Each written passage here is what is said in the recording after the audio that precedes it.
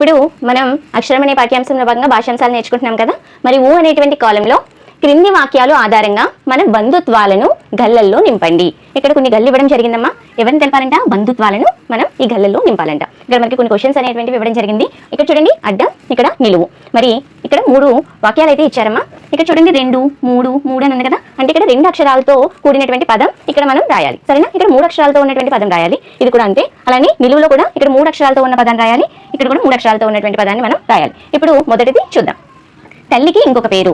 మీరు చెప్పండి, తల్లికి ఇంకొక పేరు అంటే అమ్మ కదా. చూడండి, మరి దీన్ని నిలువుగా రాయాలి, అడ్డంగా రాయాలంటే అడ్డంగా రాయాలి. చూడండి, ఇక ఇంకొక పేరు అమ్మ. తల్లి గారి చెల్లిని ఏమని పిలుస్తారు? చిన్నమ్మ. తల్లి గారి అక్కని ఏమని పిలుస్తారు? పెద్దమ్మ. తల్లి గారి తల్లిని ఏమని పిలుస్తాం? అమ్మమ్మ. తండ్రి గారి తల్లిని ఏమని పిలుస్తాం? నాన్నమ్మ. తండ్రి గారి అక్కను కానీ చెల్లిని కానీ ఏమని పిలుస్తాం? అత్తమ్మ.